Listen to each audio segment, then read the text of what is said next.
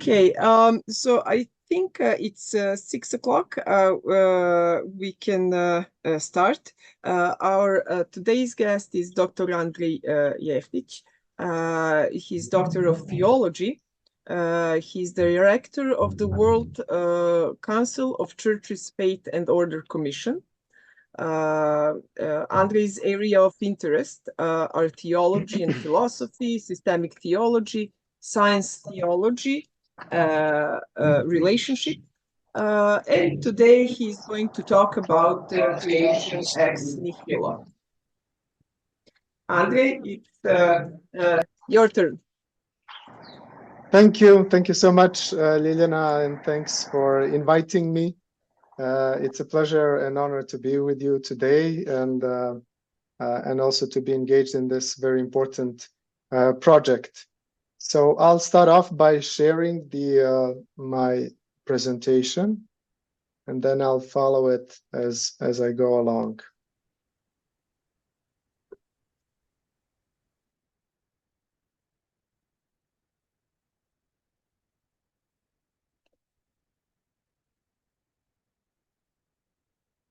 Hope you can see it now. Okay, very good. So once again, the theme of my presentation is the birth of the Creatio ex Nihilo Doctrine, and the subtitle is Mapping the Territories of Science and Religion in Late Antiquity. Obviously following the hint of the project itself and the seminal work of Peter Harrison from the last couple of years. Well, basically my aim would be to map out how the doctrine itself in a very broad terms took shape and formed in the early centuries of Christianity. And I'll do so, first of all, by addressing the question whether the doctrine itself is a biblical one or not, whether we can find it in the Holy Scripture or not.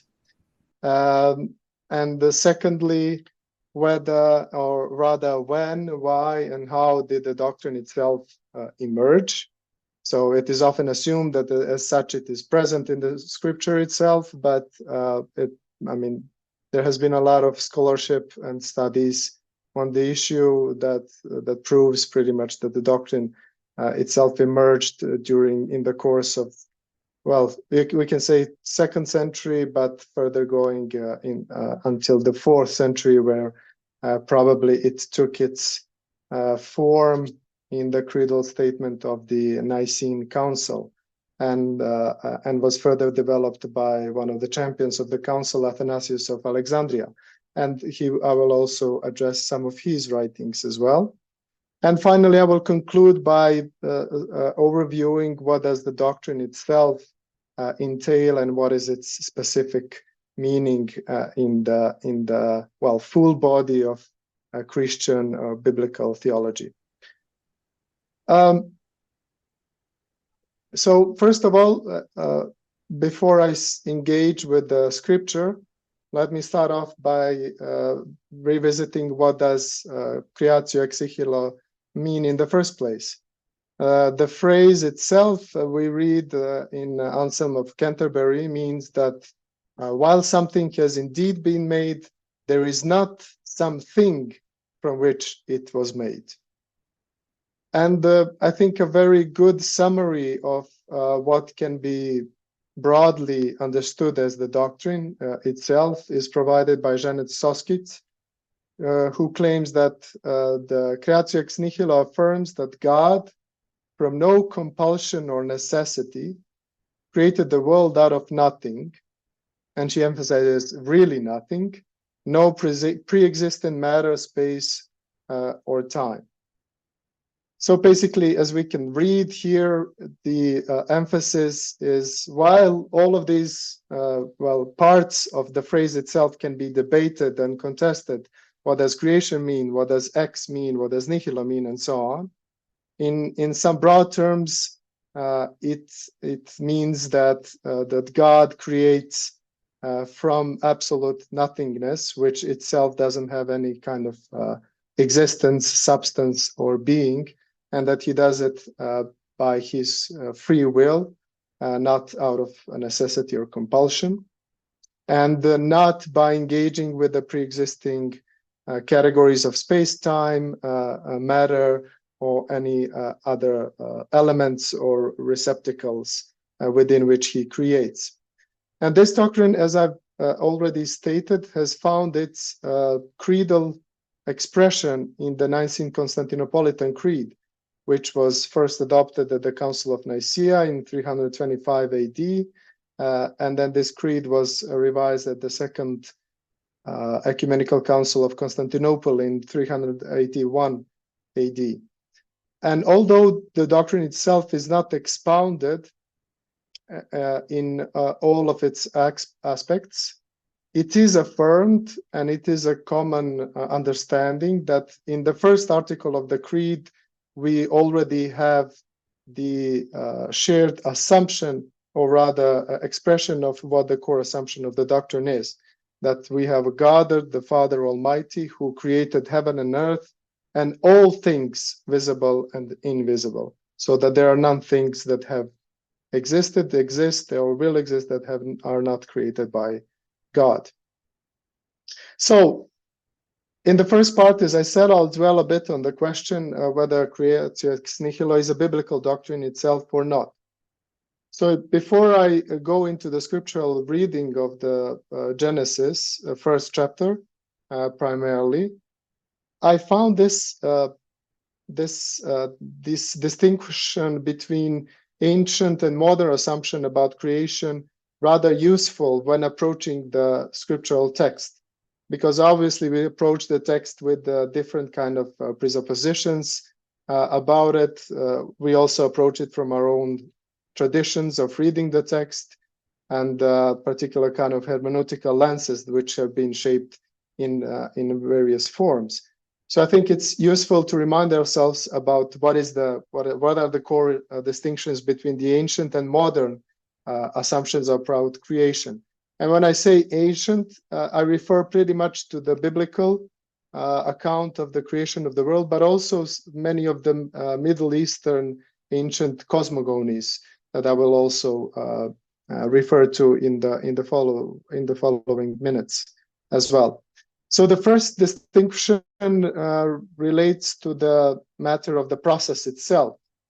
We have the ancient accounts speak of something which is more like a human-like activity, and obviously different analogy, different metaphors are used that refer to human experience, building, begetting, utterance of the word, which is powerful in itself to the extent that it creates the reality that it speaks, defeating an enemy, which plays a major part in the Near Eastern cosmogonies, as we will see. While when we speak about creation and the process of creation in modern terms, we speak about impersonal interaction of different physical forces, quite broadly speaking, obviously. But there lies, I believe, a very good explanation of the sort of a substantial difference in the accounts of creation that we recognize in those ancient stories in comparison with the modern account. Then secondly, when talking about the results of creation, what I found interesting is that the ancient cosmogonies often don't stop with the act of creating the natural universe, but rather that creation itself also speaks about the creation of society, of some form of human relationships, of some form of relationships between humans and God as well, and also forms of expressions of human culture. So all of those are become parts of or are results of the creative acts. So the story does not end with the nature itself. While in modern creation narratives, it is primarily about the creation of physical world that we are talking about. Then if we look into the nature of the account itself, the ancient narratives primarily engage in storytelling. So it's primarily about telling a story of creation in comparison, obviously, to writing scientific articles, doing projects, and publishing scientific reports, as it is done today. And then there is the final distinction between in terms of criterion of truth. So when we look at the ancient creation acts, how it is determined what is truthful and what is not. We have these criteria: compatibility with tradition. So is this what the tradition is telling us about the creation itself? And also kind of because it is a story and with its own dramatic elements, does the whole drama have its own plausibility that we can establish? And obviously in modern accounts of the creation, we are more talking about the ability to explain the data in accordance with the established scientific theories. So I think as we approach the issue itself, it's good to be mindful of these sort of structural differences between different approaches to the creation itself as we engage with what is meant by it in early Christianity. So in biblical terms, I think it's important to read the Old Testament story, the narrative, against the backdrop of the Middle Eastern cosmogonies, which have pre-existed the Genesis narrative. And here we are talking about the Sumerian, Akkadian, which are primarily important because we can see a clear relationship with the Genesis story and influence which some of these myths, and I will talk about them, have exercised over the Genesis, but also Egyptian and Ugaritic cosmogonies. So I have named here just two creation stories coming back from the Akkadian tradition. One is Atrahasis, which begins with a very prominent sentence, "When gods were men." And it aims to explain the account of the creation of man with all the subsequent history leading up to the flood. And the plot itself, we can recognize some of the core dramatic elements that exist also in the Genesis story, such as creation, the fault of human beings, a flood, which is there and comes as a sort of a divine punishment, which corrects the behavior of humans, and finally the announcement of the new creation. As biblical scholarship has established, and I'm by no means a biblical scholar, so I'm just going through all of this in quite wide terms. Enuma Elish story is the one who exercised most influence on the Genesis, on the book of Genesis. And this one gives an account of how Marduk gained to prominence among the Babylonian gods. And he did that by defeating the chaotic forces and taking over the power of other gods. And so he creates the universe by pulling apart Tiamat's body and then creating the heavens and the earth and fashioning humans from her blood. And the idea here is that humans are created as slaves that whose aim is to maintain the universe in its existence. And the whole, as I referenced before, the whole creation story also includes, its aim is almost as if to justify the existing political order of things and to say that the creation is there to establish peace and order among human beings. So bringing them from the chaotic primordial war of gods to Marduk establishing a synod monarchy over gods and creating the world and the society. So coming to the biblical account of the creation, I can start off by saying, as I already did, that there is a wide scholarly consensus that Creatio ex nihilo as a doctrine itself and as a teaching or understanding is not inherently present in the biblical account of creation. And there's really little to none debate about it. What is often debated there is when we interpret the Bible, whether this understanding and reading of the Bible can be then understood as non-biblical. in the sense that it speaks something contrary to the message of the Genesis story, as some scholars actually do claim, and violates some sort of original meaning of the Genesis, while others, and I would align with this standpoint, claim that this is not the case, and that although the interpretation itself has developed later on, it doesn't nevertheless violate the meaning or the original meaning of the text itself, whatever that may be, or it doesn't do injustice to all of the implication of the narrative that can be developed from it. So once we read the Genesis, the first chapter of Genesis, and I've quoted just the first 3 verses, and I've chosen the New American Revised Version because specifically this version, I think, better captures than the one that is usually referred to, better captures this movement from some sort of primordial chaos to the order. And it also captures the fact that and I think it can be seen here, that actually the first creative act is creating light, so that the creation of light is somehow coinciding with creation of heaven and earth, as we will see as we can see in other verses. And I will not go through all of the verses, but I will just read these beginning, the opening ones. In the beginning, when God created the heavens and earth, and the earth was without form or shape, with darkness over the abyss and a mighty wind sweeping over the waters. Then God said, "Let there be light," and there was light. So as I said, the first creation act, it becomes the creation of light.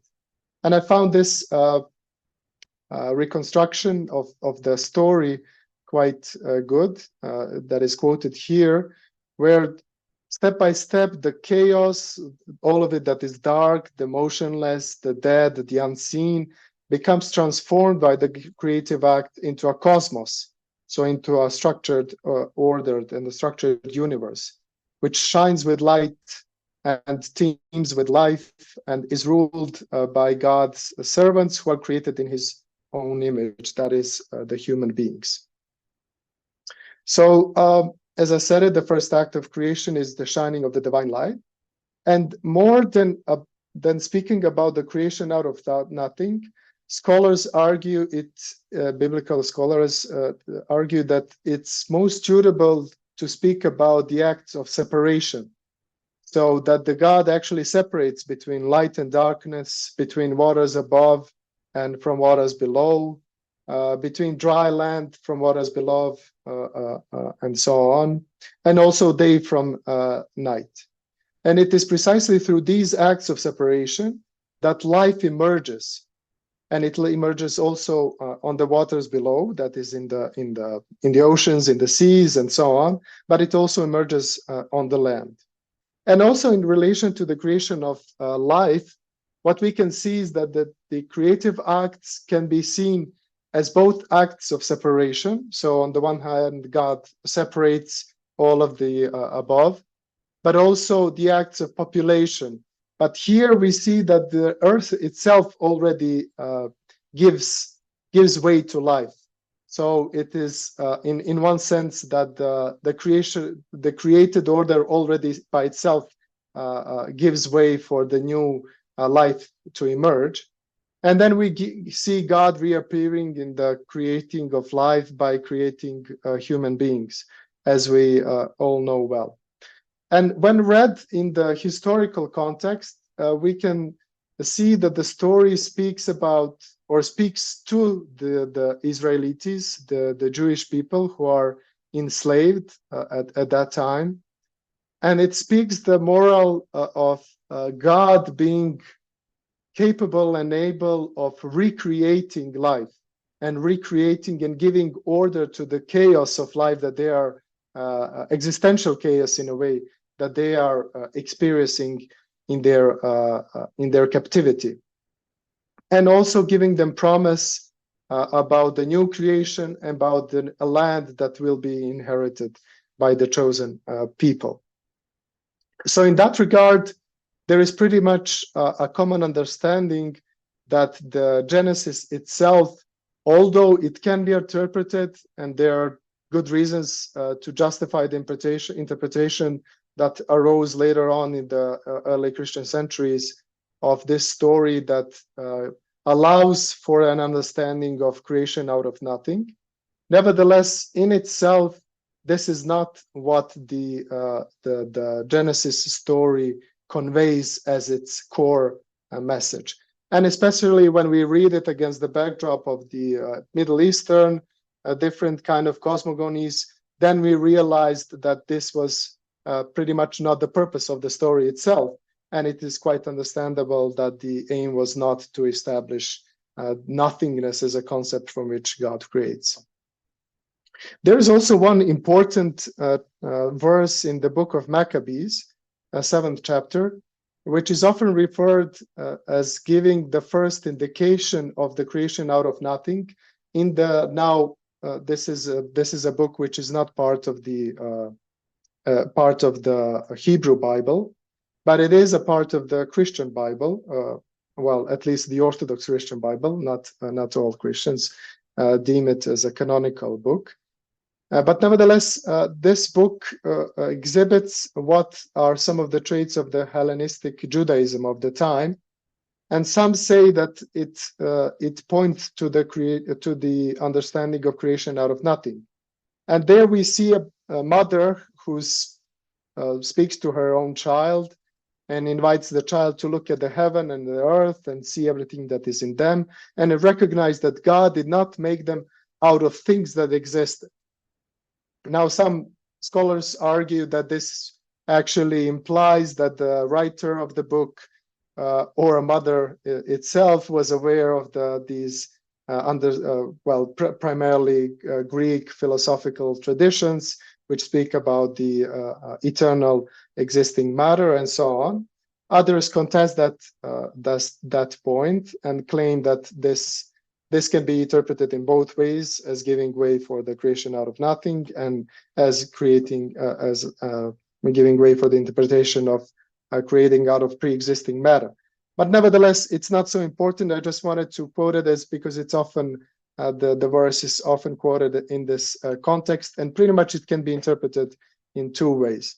There are other biblical verses, such as the one in Wisdom, in the book of Wisdom, chapter 11, where we see pretty much some kind of we might say a trait of the Greek philosophical tradition, that God fashioned the universe from formless matter.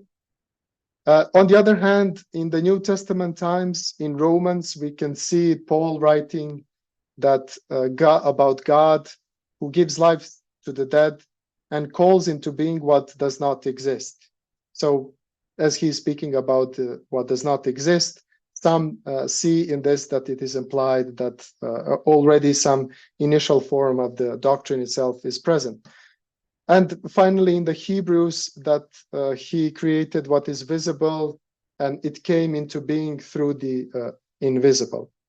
But as I said it, in pretty much the same case as with Maccabees, scholars tend to disagree on how these should be interpreted, and most of them claim that they can be interpreted in both ways. So giving space for the doctrine of creation out of nothing, but also the other way around. Now, when we look at the early Christian writers, it's good also to think about the context for the emergence of the doctrine. So we realize that the doctrine itself is not present in the biblical texts, so it emerges in early Christianity. So, but what is the context that it emerges in? So the first part relates to the context of, obviously, of Greek philosophy, because all of the early Christian writers are, we might say, Hellenized thinkers who have been trained and who think in terms of the Greek philosophy. Obviously, being familiar with it and most prominent authors in various degrees, but nevertheless. And secondly, what sparked the emergence of the doctrine is the emergence of Gnostic teachings. And in conversation and in confrontation, actually, with the Gnostic teachings, we shall see the first traits of the doctrine emerge. Now, when we look first at the Greek philosophy, and I will just go through some of the most common quotations and authors that speak to the pre-existence of matter or the non-ability of creation out of nothing. We see with Parmenides that he speaks about nothing can be pretty much created out of nothing, or that as it was further paraphrased by Lucretius, that ex nihilo nihil fit, so that out of nothing comes nothing. Then we further, when we look in Plato's creation narrative, which is present in his Timaeus, we see that Demiurge founds everything visible in a state of turmoil that is moving in a discordant and chaotic manner, and he leads it from chaos to order. So, as is pretty much well known, the Demiurge there, his role is to establish the order in the pre-existing chaos. And looking into Aristotle, we know that there is always something that underlies the substance, that there is always some potential that the substance comes from, and that pre-exists the existence of the substance. Then going further to the Middle Platonism, looking into Plutarch, and who addresses what the receptacles for Plato were. He addresses the matter and speaks that the role of the Demiurge is that of ordering, and that the source of what comes into being is not what does not exist, but that what is not in good and sufficient condition. So the Demiurge there orders the things that are not obviously in a good and sufficient condition into a orderly structure. Now, so that's part of the philosophical context, so to say. And then when we look at the other theological context, if you wish, this one relates to the emergence of the Gnostic teachings, as I've said already. Now, in Gnosticism is a very complex phenomenon, and it's quite debated what each of the authors, the most prominent authors, really understood and thought. Although it has one denominator, the Gnosticism, it really entails a variety of different teachings, and we will see some variety also among the authors that are listed here. But some of the common traits of this religious movement and philosophy are the following ones. Well, basically that the world is in a way evil, and in that sense, it cannot be thought of as being created by the true God. True God cannot even interact with this kind of the world, but is completely transcendent and distant from it. So therefore, the creative acts are enacted by some of the lower beings. So some of the intermediary beings that exist between the God and the material world, and that the matter itself and the material world is somehow not in accordance with the divine plan as it was originally envisaged by God, by true God himself. So in that regard, matter is often perceived as something evil, immoral, filthy, or as a sort of plan B that God engages with in order to punish the world for its disobedience. So when we look at one of the most prominent Gnostic authors of the period, we can see some of these traits already present in their teaching. So Marcion, for example, poses the creator God of the Old Testament with the God of the New Testament, the one that is really revealed in Christ. And in that regard, we still see that he relies on the idea of a demiurge who creates by using the unformed and evil matter and forming it into a being. On the other hand, Basilides, and it's really difficult to determine what is it that he really taught and what was his genuine understanding of the matter.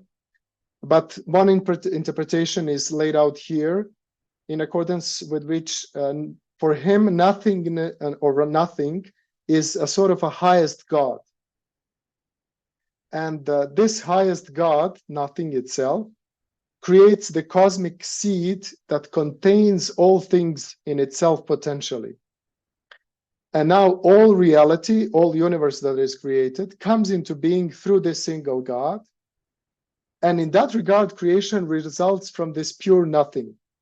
So in Basilides, we can see some form of the creation out of nothing doctrine already, but it's really completely different than the one developed further by the Christian fathers in opposition to the Gnostic teaching. And in his understanding, the ultimate God, the absolute, the supreme God, does not engage with history at all. And in that sense, Jesus's role is here to liberate us, the chosen group of Gnostics, from the captivity in this evil world.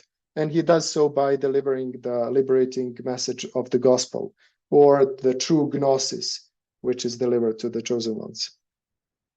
And then finally, we have Valentinus, who claimed that the material world results from the fall of the aeons, and that it wasn't part of the God's original plan. So in that regard, matter is not eternal. It doesn't pre-exist the world, but comes with the fall, and is a byproduct of the fall of Sophia, the divine wisdom.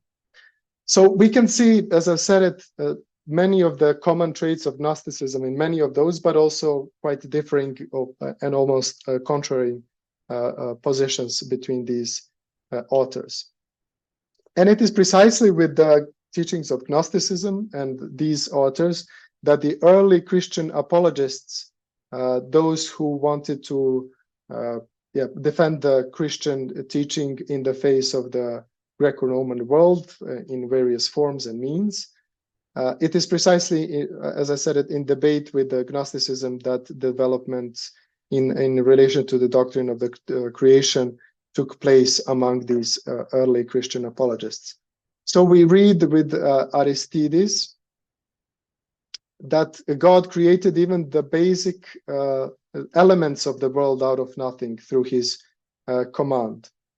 On the other hand, with Justin the Martyr, he seems to be more in depth to the Greek philosophy, and he reads the Genesis story in this regard as if God is creating everything from the pre-existing formless matter.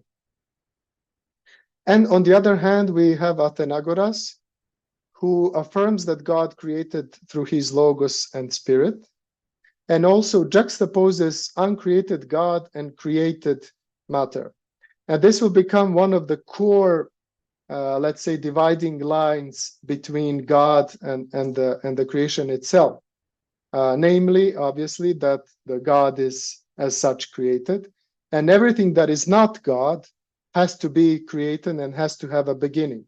Therefore, obviously, if we don't deem matter or any other form of or other categories or some basic elements as being divine, they need to have the beginning, and they need to be created by this uncreated God.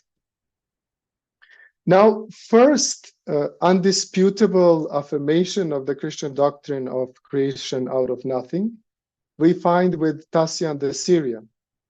And it is in his address to the Greeks, which was written sometimes between 160 and 175 AD. that we find the explicit reference to the creation out of nothing. He speaks about a Lord of the universe who is the necessary ground of all things visible and invisible, and with whom all things were. And with him, the Logos power, with whom Logos power subsists.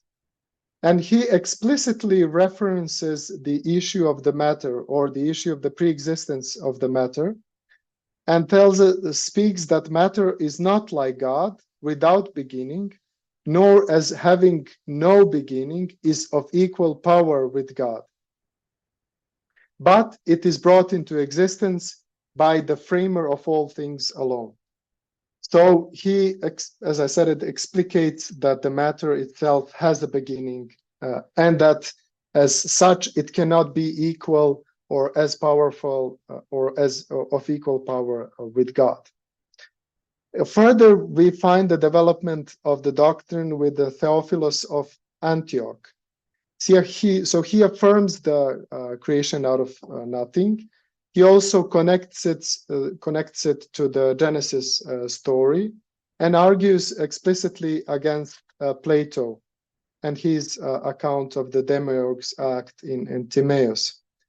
He uses the traditional phrase ex hoc ondon, that is ex nihilo, but he also impregnates it with the new meaning. So this phrase we can already find in some of the verses that I referred to, such as the one in the Maccabees and the one in Epistle to Romans. But here, the meaning of the phrase is developed further.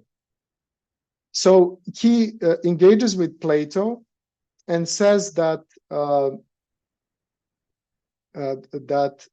according to the Platonists, the creator of all things, as their opinions are held, has the monarchy or establishes the monarchy of creation, and that as God, because he is uncreated, he is also unalterable. So in that regard, if matter was also created, it would have to also be unalterable and equal to God.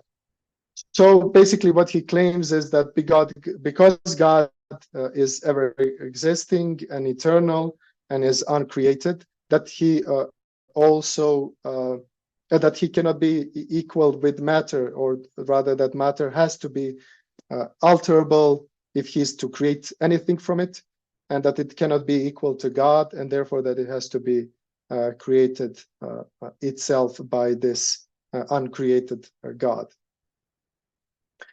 Now, going further, the doctrine itself finds further development and the explication in the writings of Irenaeus of Lyon, who lived in pretty much in the 2nd century. He also does the same with connecting it with the interpretation of Genesis 1, and it becomes really a core part of his biblical theology.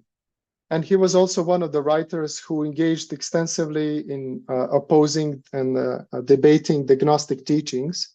And this is precisely the constant context in which his understanding of the doctrine is further shaped. So in contrast to the Gnostics, he speaks of the Old and New Testament having the same one true God as the creator. And he also speaks of the creation as an act that runs and does not finish with the creation of material world or the creation of human being. But this is a unique act that runs through these initial acts of creation, but it is also connected in his understanding with the incarnation of Christ himself, and also finally with the final eschatological recreation of the entire world. So in that regard, this is a unique act of creation, which is enacted upon by the one true God, who is the same God of Old Testament and New Testament as well. Also, as he parts away from speaking about this dichotomy between God and the matter, or from which he creates. And he actually refers to God's will and power as a matter from which he creates. So within his will and power, potentiality that is then realized through the creating act is already contained in it. So in that regard, his will and power are some sort of a material that already contains the potential for the world that is to be created. And also, furthermore, he speaks of God that creates through his own hands, and these hands are word and wisdom. And he relates the word, obviously, with the Son of God, which is incarnated in Jesus, and also wisdom with the Spirit of God, which is the Holy Spirit sent by the Son of God. And finally, he speaks explicitly about God not creating from the pre-existing ideas and forms, but him producing the pattern and the form of the things that he created. And I concluded here by quoting from the seminal work of Gerhard May, who did the research on the early development of the Christian doctrine of creation out of nothing, who concludes that with Theophilus and Irenaeus, basically what we know as the church doctrine of the creation out of nothing took shape and was developed to its pretty much full extent. And from then onwards, his reading is that it is pretty much taken for granted by the following generation of Christian authors and the church fathers. So in that regard, they have established the ground, the firm ground for the understanding of creation and for the reading of the Genesis story that entails this doctrine of creation out of nothing.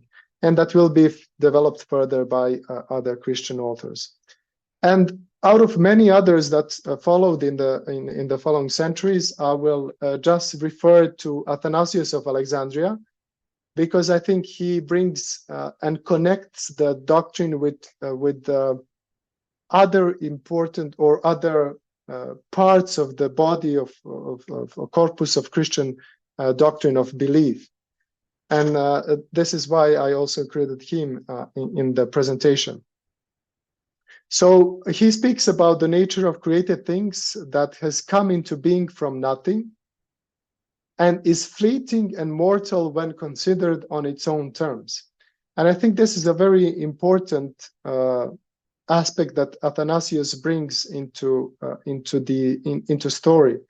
So namely that creation is not just definitely brought out of nothingness in the beginning by the divine creative act, but that is somehow continuously being preserved and maintained in being over nothingness that is always underlying or threatening its existence.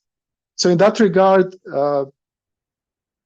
he develops the idea of the contingency of creation and God's continuous involvement in the creation and the continuous creation and the maintenance of the created world in being, which is a quite important point, and I'll also come back to it.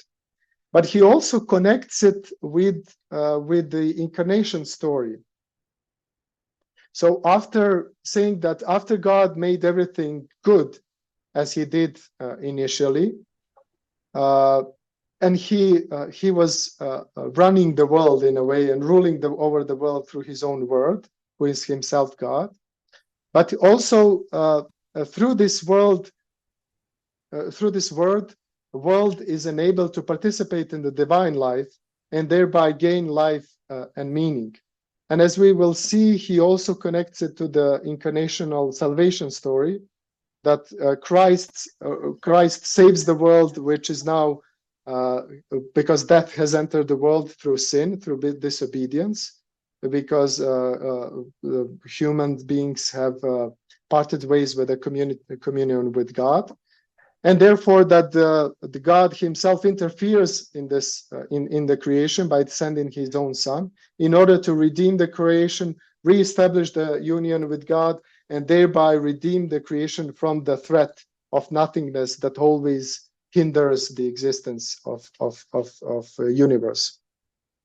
So in that regard, the doctrine of creation out of nothing in Athanasius has multiple purposes. And I've listed just some of the ones that I found the most important. So first of all, it affirms God's goodness. It speaks about God as creating a good world, and about the world itself being good, on the other hand, as created by the good God. It affirms also as God as the one who bestows the being itself, and not only order by creating the world. So it is God offers being and life rather than simply order as he creates the world. He also underlies that God maintains creation from relapsing into nothingness. And here we see the dialectics in his thinking of physis and haris, between nature and grace. But this is not something which is usually read for example, in the scholastic literature in the later ages. But we see here existence being understood as a gift, as haris, as grace. But it can be only understood as gift if we understand that the nature of created things is such that they are created from nothing, and that they can always return to nothing unless preserved in being by God's creative act. So in that regard, the physis and haris always interact in the created world. God is always present in preserving the world in being. And also he gives, through this doctrine, background to the concept of human freedom. He conflates the divine acts of creation with law-giving acts. So in some sense, the creation story already entails the giving of law to the human beings, which is that they should abide by the commandments given by God in order to remain in the communion with him. And as soon as these commandments are abandoned by humans, at that same time, the true nature of the created order emerges, which is nothingness from which it was created. He also, in that regard, understands and conceptualizes evil as a depravity, as a non-being that didn't have existence from the beginning itself, but was introduced precisely by this abandonment of divine commandments. And he gives place to incarnation as salvific work, because this incarnation now makes sense of creation itself, because it fulfills it to the full purpose. Now, finally, the world is saved from its own nature, from the nothingness which constantly threatens to pull down the world back to where it came from. And also, finally, he connects the incarnation with Jesus's death on cross as the life-giving act. And here he claims that Christ dies as a fulfillment of divine sentence. And this sentence was initially that sin leads to death, and that humanity can only live by participating in the life with God. So this is a sort of a summary of what Athanasius was aiming to accomplish, I think, by further embodying and developing the doctrine of creation in wider and relating it to the doctrine of incarnation, to the doctrine about the eschaton and the final kingdom to come, doctrine of the death on cross, doctrine about the human beings and the free will, and so on and so forth.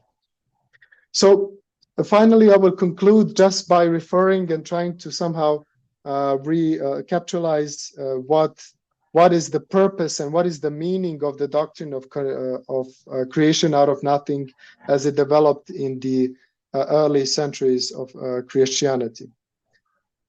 One point that I would like to emphasize is that the doctrine itself speaks more about the God than the creation itself. So it aims to paint a picture about the God that we worship, rather than explain what is the nature of things that we are, of created order that we are a part of.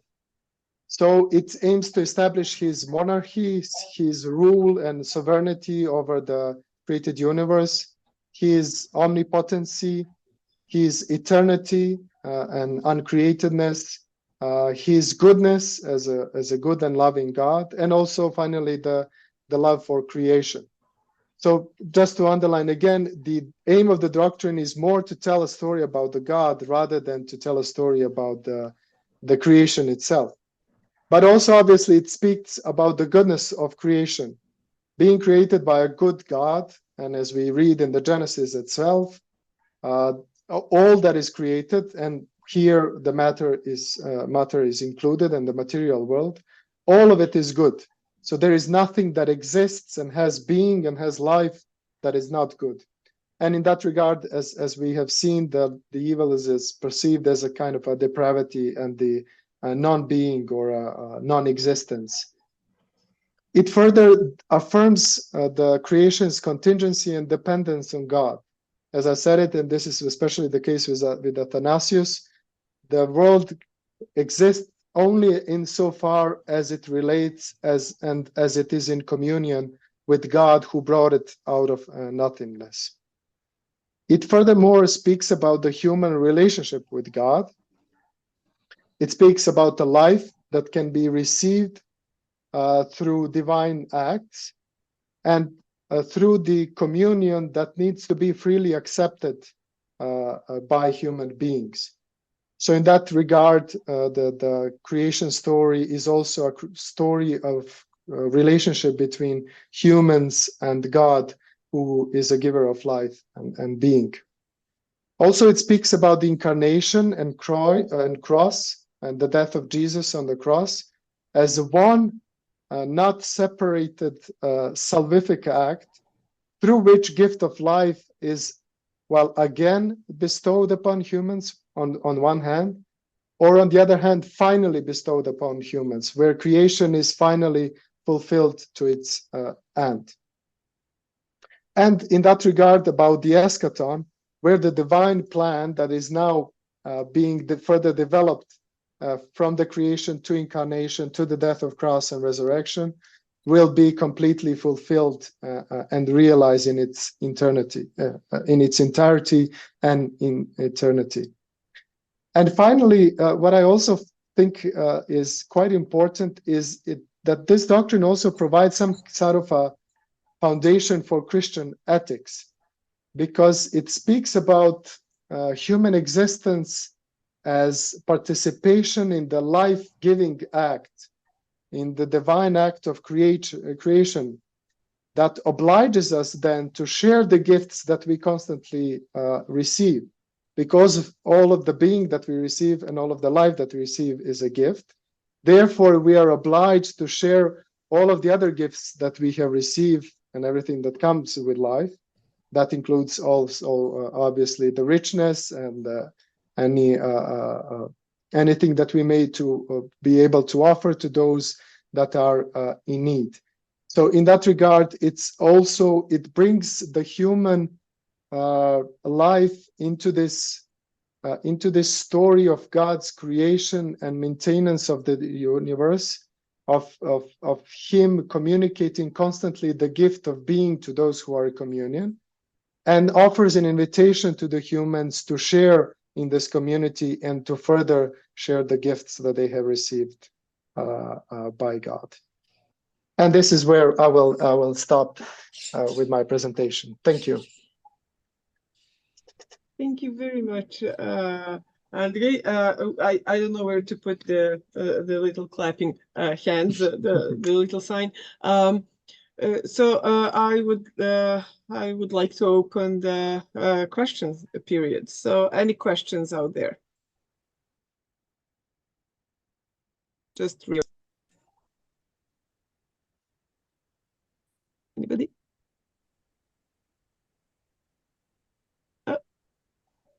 Eric or Rastko? Okay. Go, Rasko. Thank you very much, and thank you for such informative talk. I think that this is an extremely important topic, and I'm glad to have such a detailed representation of the chronological development. I didn't know a lot of this, even though I had some kind of, let's say, my own theory, which more like a thesis. I would like you to comment on this. And my idea was maybe kind of reductionistic, but I hope that it's not overly simplifying, So I was thinking that if we treat ex nihilo creation as let's say, something that is specifically Christian or monotheistic, that this big difference happens, at least conceptually speaking, when through the transformation of the notion of matter and some kind of elimination of the Aristotelian notion. So the notion of matter as potentiality is kind of eliminated, or maybe not eliminated, but at least made less important. And then maybe the second, let's say, phase of this transformation would be understanding of matter as privation or privatio. And then finally, matter becomes something which is the author actually treated God's will and God's ideas. Let's say, this is a paraphrase, maybe I'm wrong, but it was that Athanasius as actually.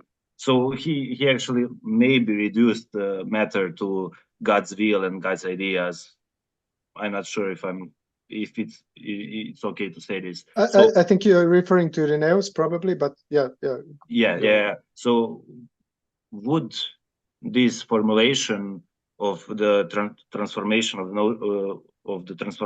notion of matter would it be important? Would it be informative to see through this lens? Because this was my maybe idiosyncratic, not really idiosyncratic, but this was my idea before I know all of these things you presented. Is it important? Is it to see it like this? Yeah, I'm not sure I fully grasp the what you are aiming for and the question. I mean, perhaps you can rephrase it in some way. I'm still struggling to. So you're speaking about the transformation of matter from potentiality to privation, and then to it becoming sort of a will of God as a sort of a pre-existing idea or something. Yes, it's obviously hard to be really precise, but it seems to me that there is a tendency within, let's say, pagan philosophy or Aristotelianism to treat matter as something that exists by itself or on its own, even though it is potential. Let's say it like that. Mm-hmm. So it's nothing which is something, paradoxically speaking. But then through the development, it becomes, let's say, the second phase of the development of this notion would be that it is something, but not something on itself, by itself, whatever the formulation you pick, but something that is parasitic or dependent on the something else, which is actually in the final phase of this development, God's idea or God's will, whatever you prefer. So We'll just jump in and just try to clarify. But I think that what Rasko is saying is that there is this concept of matter, prima materia, in Aristotelianism, which is basic but formless, without any features. But that's what you were saying at the beginning, like that kind of idea can be found if we want to find it in Genesis. In the first, so the God separated the God. So we don't want to think that way, but we don't find ex nihilo right there. Like if we want to interpret it in this kind of something formless is there and God rearranges it and make the cosmos out of it, can be similar to this prima materia, but that's not what the standard reading in Christianity turned out to be later on. So we don't, we have this really ex nihilo thing going on. So Rastko, were you asking about the difference between the two, or because this would, the way I understood it was if you have creation out of nihilo, like ex nihilo, it's not something there. Then God kind of makes the order out of chaos that is already there. But it's just creation really out of nihilo, like out of nothing. Like there is nothing there, and then he creates it. That's There is how I nothing understood. other than God. But maybe I'm wrong. I don't know. Yeah, there is nothing other than God, and we other than God, don't treat yes. God as relevant, so we say it's ex nihilo. Yeah. But I'm thinking that maybe obviously my question is kind of confusing, so it isn't really obvious. But I was thinking that maybe if we trace the development of the notion of matter, then maybe we could actually see how important or characteristic like it's for Christianity is this creation. So if we define ex nihilo through the development of the notion of matter, maybe that would be let's say informative or relevant for this doctrine. So it was just a suggestion to place the notion of matter at the forefront of this. Right. No, I see your point. I think I'm starting to see your point, and I think that you are right in the sense that, in some sense, it feels pretty much anachronical to speak about the creation out of nothing or this dialectics between God and matter when we read the Genesis story, because we, as I started off by saying, that we should somehow place it within all of the Near Eastern cosmogonies and read it against the backdrop of those stories. And there we see those similar patterns of ordering from the primordial chaos and so on. But there is no this question whether there were some categories or whether there was some potentiality such as matter, which have predated the existence of the universe. So this becomes a part of the conversation, or this becomes an issue once, well, pretty much once the Christians were struggling to phrase and formulate their belief in God's supremacy and sovereignty and the uniqueness of his divine act in the Hellenistic philosophical categories. And this is when the whole issue with the matter comes into play. And this is actually pretty much the background of the whole conversation on the creation out of and nothing. So nothing is here always understood as opposite to something, and matter is always understood as something in some way, either as potentiality or as prima materia or whatever. But it is always something that, if does not materially pre-exist, it nevertheless conditions the creative act of God, and as such cannot then be accepted by the Christian, because for them God cannot be conditioned by anything out of him, which is out of himself in this creation. So I think, I think that, as I understood it, your reflection is that it really is, as you said it, that all of it revolves around the issue of the pre-existence of matter, or of the various or the development of what matter is and how it pre-exists. Does that make sense? Yeah, I was aiming for that, and I was thinking that maybe since your talk is extremely rich, so I have this, maybe it's maybe it's a virtue, maybe it's something bad, but I'm always trying to find the most basic of the things. So I was thinking, maybe if we really kept the notion of matter and the variation of the variations of definitions in all of these authors. Maybe we could actually. Right. Yeah. Thank you very much. Well, very rich is very polite of you to say not clear enough. No. But thanks. No. But the problem, I'll just. We have a comment by Eric. Let me just find it. Show. Come on, show me the. Okay. Let me see. So Eric writes, it seems like Irenaeus was, I don't know whether I'm pronouncing the name properly, but it seems like Irenaeus was playing a little bit of a definitional game, arguing that yes, the creation had to come from pre-existing matter, but then defining God's will and capabilities as matter. Okay, so that's a comment from Eric. Yeah. I think that's pretty much the case. I mean, that's what he did, and I think it's quite of sneaky moves how to put it on his side, because he's playing with the idea that there must be something that God creates from, and if this something is matter, then this matter cannot be anything else but God himself. So this matter has actually to exist within God and not outside of God. So in that regard, it cannot condition him. It's now his will and his power that condition him to form the things out of his will. But it's not something that exists outside of him. Outside being obviously not spatially, but categorically. Somehow, yeah. Right? Yeah, ontologically or whatever. Yeah. Yeah. May I ask a follow-up question? Yes, please.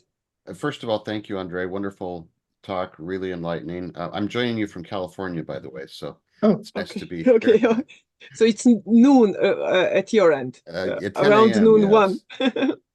So you talked about the cosmogony and the Near Eastern cosmogonies, and you mentioned, I think, specifically the Sumerian creation myth. I know that, and I don't know a lot about this, but I do know that some Christian scholars have argued that the Genesis account is fundamentally different from a lot of other Near Eastern cosmogonies. You have a single God that exists by himself rather than emerging from some battle amongst other gods and various other characteristics. Can you comment just a little bit on that, maybe from your background, as to whether you think there are significant differences between the Genesis account and the other Near Eastern creation myths? Oh yeah, I mean, as I mentioned already, just to preface it by saying that I'm really not a biblical scholar, and this is not my kind of area. But I would say yes, by all means. I mean, although I think it's important to read the Genesis story, as I said it while having in mind all of these cosmogonies that pre-existed the story and that have influenced it in one way or the other, because we read all of those different elements, bringing order to chaos, bringing separation through creation, creation of human beings, some way of human beings departing from the will of God, flood stories, also one of the very ancient myths that exist in different forms of these cosmogonies, and the sort of a promise of new creation and so on. So there are a significant number of common elements, I think, that can be detected in the Genesis story that speak to the commonalities with these other stories. But nevertheless, there are, you already named some of the substantial differences.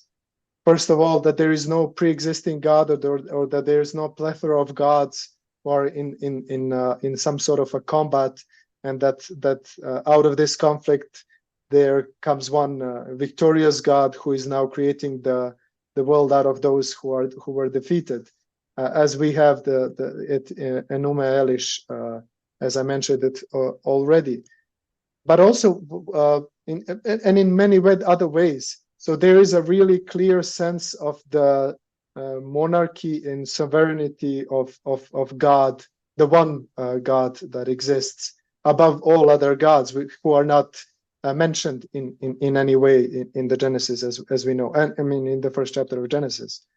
So there is that, but there is also, I think, in terms of creation creating the human beings, there are really huge differences, because first of all, we see that not only one class of human beings are somehow resemble or closely connected to the supreme God, but it is all human beings who are made in the image of God.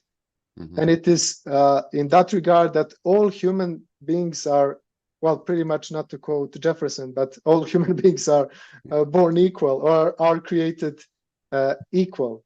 So there is really no any kind of support to any political order that would well establish the dominion of one class of people over another. And as if we understand that this is also a creation story that speaks to the people who were themselves slaves, its aim is not to obviously justify slavery, but its aim is to bring the dignity of all humanity to the same point, I would say.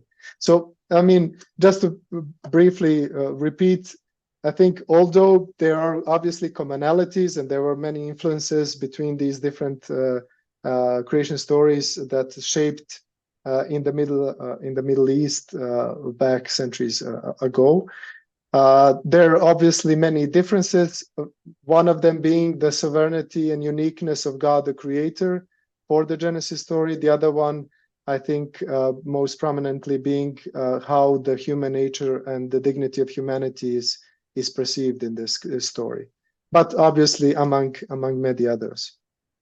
Excellent, thank you.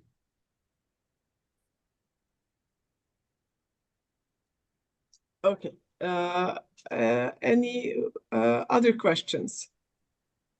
I have a comment. If there are no other questions, I have a comment, and it's related to what Rasko was saying and what we were talking about, how important this creation out of nothing is for Christianity. The thing is that in the context of our theme, superstition and faith, and when we talk about early Christianity, it's obviously the very fact that God created out of nothing that established the basic difference between what lower creatures, created creatures, could do. Creatures that are higher than us, more powerful than us, than humans, and they could do many things, but they could not create the way God created. And that's very important for St. Augustine. I mentioned him several times, and he says, well, the only real creator and who could do miracles is God. The rest of the creatures, fallen angels, it may appear to us as a miracle, but it's not. So, and then when we think about pagan gods or semi-gods, demons that turned into demons, evil demons in Christianity, they are all somehow limited, created, and that's what differentiates all other powerful creatures from the very first act, and that's a important gap. And that's just a comment and something that ties back to our theme, and the way God created, that's the real thing. Everything else is, especially in the case of demons, they can deceive us in many ways, but they cannot really do the real thing. They can just deceive us. So yeah, so that's just a comment, and the way it ties to what you were saying in this wonderful talk. Right. Well, thank you, Liliana, for the comment as well. Just to add to that, and because it relates also to kind of a conversation that we had on the matter, in that regard, although we perceive or the higher beings, the angels, demons, and so on, they are perceived as being invisible. They are nevertheless perceived as material. That's right. In some way. In some way, some weird but fine material things. And then St. Augustine was really not sure how to. He wanted them to be spiritual, but then he really wanted them to be material as well, because that's what they do, how they tempt us, our senses, and they need to. So they were not really sure how to. Yeah, but and we had a talk a month ago. On Epicure, Milan Čilković gave a talk on Epicureans, and one of the theme in Epicurean philosophy was that spirits without matter cannot really exist, but there are spirits, but they're made of fine materials. So that's interesting as well. All of that disappears by Thomas Aquinas.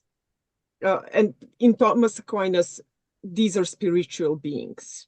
Yeah. So but nevertheless, kind of, as you said it, with no power to create, impose, or or even do miracles, as you mentioned it. In that regard, I mean, they are in no way superior to human beings. They are superior only in some limited sense. They can be faster than us. They have something. Even when they fall, like demons, like they keep some powers and some knowledge from heaven. So they can use that. They can unpack things in their natures faster than we can, or something like. Yes. Make the flowers bloom faster, so to speak. But they are using the powers that God planted inside things to manipulate them and then to deceive us, but nothing else. So we had a funny conclusion there that actually humans can eventually will learn to do the same via technology. To manipulate inner things and the powers and make technology to do what demons know up front. But that's something we talked about. But yeah, they are not real creators anyway. Yeah. Agreed. Oh, okay. So if there are no more questions, I would like to thank everybody for coming, and I would like to thank Andrej for a wonderful, informative talk. I really didn't know many things that you mentioned, that you talked about. It was a wonderful ending for our 16th lectures that we had as a part of this series, and we are finishing the series with your talk, which is wonderful because it's the talk about creation ex nihilo. So it's kind of a fitting way to end the series. Join us for the conference next week, and if you cannot make it, it will be a live streaming, and all the info will be on our website, and the Pater will share it with on the philosophical lists, email lists, and if you cannot make it, everything will be recorded. And you can watch it at your leisure during summer. So thanks again, everyone. Bye. Thank you once again. Thank you. Thank you. Bye-bye. Bye-bye. Bye.